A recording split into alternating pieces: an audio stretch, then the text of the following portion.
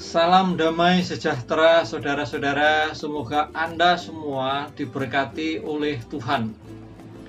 Channel Pemuritan pada hari ini akan men-sharingkan sebuah pertanyaan yang pernah disampaikan oleh salah seorang murid katekumen saya. Mengapa ketika kita mau memasuki gedung gereja, jari kita mencelupkan ke air suci lalu kita membuat tanda salib? Kepadanya saya menjawab kurang lebih demikian, saudara. Kita tahu bahwa air mempunyai peranan yang sangat amat penting di dalam kehidupan manusia. Air merupakan awal kehidupan manusia. Di dalam kitab Kejadian, kisah penciptaan, Kejadian 1 ayat 2 dikatakan Roh Allah melayang-layang di atas permukaan air. Air diberkati, air diberikan penghidupan untuk menghidupi alam semesta, menghidupi kehidupan itu sendiri. Yang kedua, kita juga memperoleh kehidupan awal itu juga dengan air. Ketika kita berada di dalam kantung cairan, yaitu ketuban di dalam rahim ibu kita. Dengan demikian, saudara, ketika kita mengunjungi gereja, kita mencelupkan jari kita ke air suci lalu membuat tanda salib. Hal itu mengingatkan kepada kita sekaligus pengakuan iman akan Tritunggal Maha Kudus. Pengakuan iman yang di dalamnya kita dibaptis dalam nama Bapa dan Putra dan Roh Kudus. Amin. Dan dengan demikian kita dianugerahi kehidupan ilahi. Kita diangkat menjadi anak-anak angkat Allah.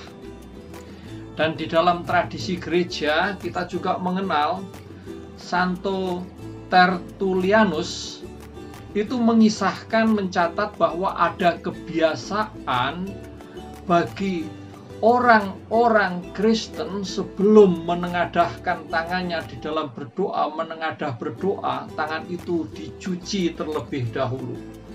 Dan karena itu Paulus di dalam suratnya yang pertama kepada Timotius bab 2 ayat 8 itu mencatat hal terkait dengan ini.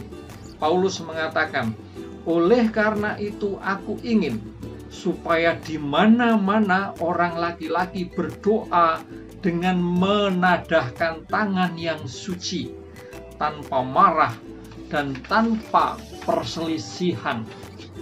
Surat Paulus itu berdasarkan sebuah tradisi yang ada di dalam masyarakat Yahudi. Orang-orang Kristen awal sebelum menengadahkan tangannya untuk berdoa dicuci terlebih dahulu, mencuci tangannya terlebih dahulu.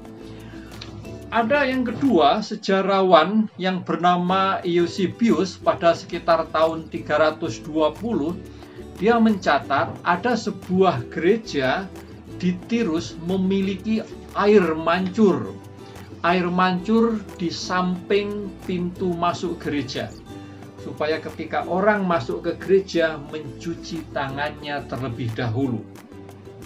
Praktek mencuci tangan sebelum berdoa bukan hanya di dalam arti fisik membersihkan manusia dari kotoran, tetapi mempunyai makna simbolis yang rohani, yaitu sebagai penyucian, sebagai pertobatan, sebagai kelahiran kembali.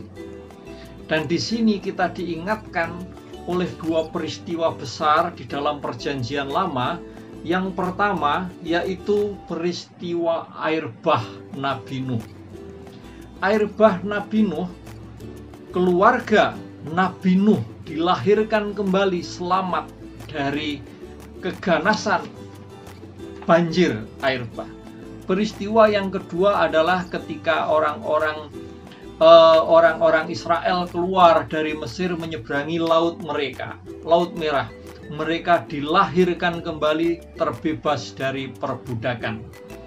Saudara, mengingatkan dua peristiwa itu mengingatkan kepada kita akan pembaptisan.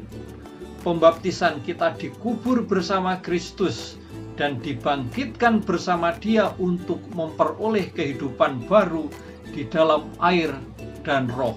Ini ada di dalam Injil Yohanes bab 3 ayat 5, saudara. Untuk menutup jawaban saya ini, ada dua tokoh besar di dalam gereja. Yang pertama adalah teolog besar, yaitu Santo Thomas Aquinas. Santo Thomas Aquinas mengatakan demikian, saudara, terkait dengan air di dalam gereja. Air menandakan rahmat Roh Kudus, karena Roh Kudus adalah sumber yang tak kunjung kering, dari mana mengalir segala karunia rahmat. Pengambilan air suci mengingatkan kita, pengambilan air suci itu di pintu depan gereja mengingatkan kita akan karunia rahmat Allah yang menguduskan kita, yang kita terima dalam pembaptisan. Dan Santa Teresia dari Avila mengatakan demikian. Sebelum kita memasuki gereja, kita mencelupkan jari kita ke air yang suci, itu menandakan membebaskan kita dari penindasan si jahat. Lebih lanjut, Santa Teresia mengatakan demikian. Tidak ada satupun yang membuat roh-roh jahat lari tunggang langgang tanpa memalingkan muka, kecuali oleh air suci.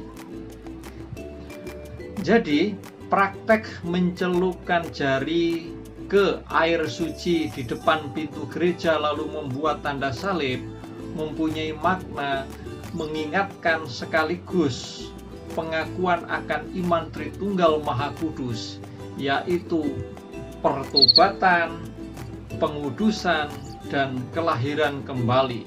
Dan dengan demikian sebenarnya saudara, kita diingatkan kembali akan janji-janji baptis kita. Berkah dalam.